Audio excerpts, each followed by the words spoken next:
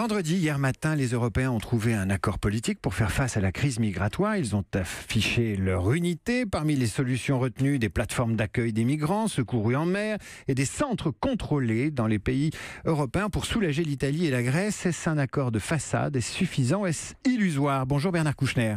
Bonjour. Ancien ministre des Affaires étrangères, cofondateur de Médecins sans frontières. Avec cet accord, Bernard Kouchner, l'Europe se donne-t-elle de réels moyens d'agir? Rapprochez-vous du micro, Bernard Kouchner, sinon on ne vous entendra pas. Elle se donne ce qu'elle peut, c'est-à-dire pas grand-chose. Un accord qui permet de ne pas rompre, parce que la question était grave, entre les deux Europes qui maintenant s'affrontent, ceux qui, en particulier venus de l'Est, et que nous avons accueillis après la chute du communisme, ceux qui ne veulent pas du tout de réfugiés sur leur territoire, et qui, c'est vrai, était un territoire de passage pour aller vers l'Europe plus riche. Et puis les autres qui pensent que la démocratie et surtout la réponse européenne est nécessaire. Alors, rien de tout ça n'est fait. Moi, ce qui m'a frappé beaucoup, si vous me permettez, c'est que donc il y aurait des centres de tri, entre les réfugiés économiques, ceux-là, nous ne pouvons pas tous les accueillir, sûrement pas, et ceux qui bénéficieront du droit d'asile parce qu'ils risquent de mourir en rentrant chez eux. Vous dites de tri, mais enfin, il faut bien les distinguer. Il faut les distinguer, le tri est un mot un peu péjoratif, mais les distinguer, et il faudra aussi les raccompagner chez eux, ceux qui seront déboutés du droit d'asile.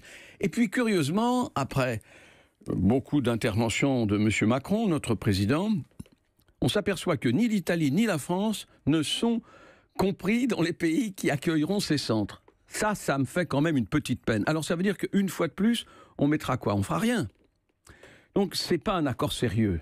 Mais l'accord sérieux est difficile à obtenir. Il faudrait imaginer un accueil, comment dirais-je, impossible à éviter, une démographie qui serait un peu régulée, tout ça, nous n'en sommes pas là, Mais cet accord a ceci d'important, c'est qu'il n'a pas brisé l'Europe. Il n'a pas brisé complètement. Il y a trois Europes, Bernard Kouchner, parce que vous avez cité les pays de l'Est qui ne sont pas pour, vous avez cité des pays de culture politique qui seraient plutôt engagés dans une politique humaniste et d'accueil, mais il y a ceux qui font le boulot, l'Italie, la Grèce, c'est la troisième Europe, c'est celle qui est la plus proche de ces réalités immédiates. Il faut bien que l'Europe soit solidaire et très concrètement, tout ce qui a été proposé hier est facultatif. Hélas, oui, mais vous savez, ça fait très longtemps que je dis qu'il faut un accord des pays européens méditerranéens. Parce que c'est pas, on va pas aller demander tout de suite à la Suède, qui d'ailleurs en accueille, et très bien.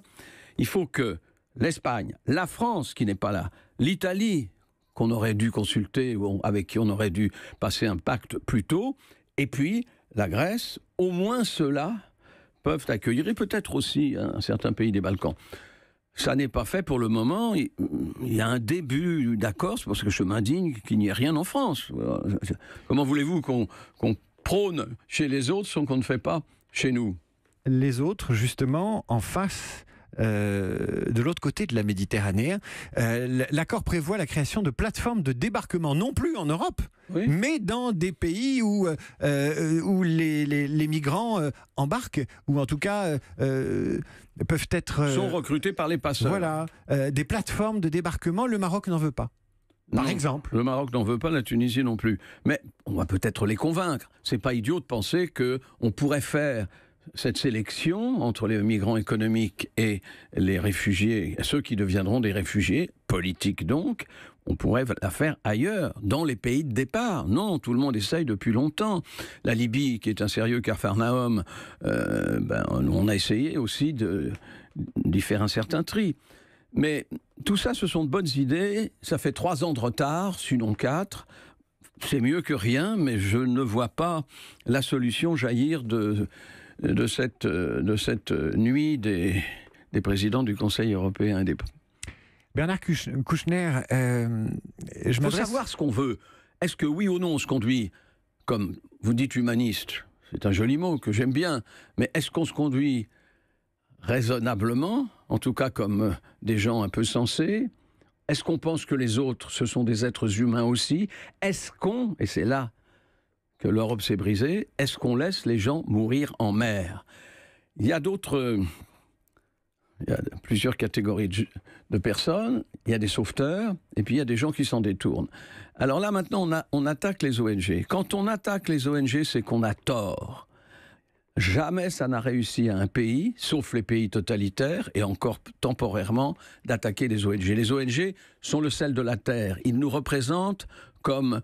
Nous n'acceptons pas la mort dans notre Méditerranée, nous faisons des châteaux de sable, nos petits-enfants y sont. Ça, je n'ai pas vu dans le texte, n'est-ce pas? Alors, il y a ce bateau Aquarius qui est passé. On nous a raconté que c'était plus facile d'aller vers les côtes espagnoles. Mais non, il est passé dans les Bouches de Bonifacio. Les Corses, et les Corses de M. Simeoni, c'est-à-dire l'homme le plus ouvert, ont proposé d'accepter ce bateau. C'est ça qu'il fallait faire. Et puis aller les visiter en Corse. Et puis essayer de mettre une espèce d'alchimie un peu plus positive entre les peuples. Nous aurions, sur du positif, trouvé un petit élan. On ne l'a pas fait. Médecins sans frontières, Bernard Kouchner a déclaré hier: les seules composantes sur lesquelles les États européens semblent s'être mis d'accord sont d'une part le blocage des personnes aux portes de l'Europe, quelle que soit leur vulnérabilité et les horreurs qu'ils fuient, et d'autre part la diabolisation des opérations non gouvernementales de recherche et de sauvetage. Jamais le divorce ou l'éloignement entre les ONG et les valeurs européennes et les États européens et la politique européenne n'ont été si éloignés. Oui, enfin, ils n'ont pas beaucoup de mémoire. Ils ont raison dans leur texte. Mais moi, j'ai quitté Médecins sans frontières parce que Médecins sans frontières, que j'avais fondé avec quelques amis qui sont partis avec moi, ne voulaient pas qu'on aille repêcher en mer de Chine. C'était la même histoire. Eh bien maintenant, j'étais fier de voir qu'il y avait un bateau de Médecins sans frontières et un bateau de Médecins du monde. Donc ça change, et c'est toujours en faveur des ONG. C'est toujours en faveur de ceux qui tendent la main. Pas en faveur de ceux qui ferment le poing. Ils ont perdu d'avance, les États, face aux ONG, mais ça mettra beaucoup de temps. La crise migratoire, si on regarde les chiffres, notamment celle qui est liée à la guerre en Syrie, est derrière nous. Le pic de migration est derrière nous, mais il y en aura d'autres, des migrations économiques, des migrations climatiques. L'Europe n'a pas revu son modèle politique face à ces migrations. Les problèmes sont encore devant nous? C'est très difficile, modèle politique. Il n'y a pas de modèle politique. Où on les accueille ou on ne les accueille pas, et on ne peut pas les accueillir tous. Donc le choix est d'abord, il faut faire une différence énorme entre ceux qui fuient la guerre et qui sont nos alliés parce que nous combattions le Daesh, et eux en pâtissaient, et leur famille a été détruite par les bombardements, par tout ça. Ceux-là, il faut les prendre, temporairement. Et puis de l'autre côté, il y a tous ces migrants qui cherchent du travail, qui veulent vivre dans des pays, comment dirais-je, plus sympathiques, plus accueillants. Je comprends bien, ceux-là, on ne peut pas tous les prendre.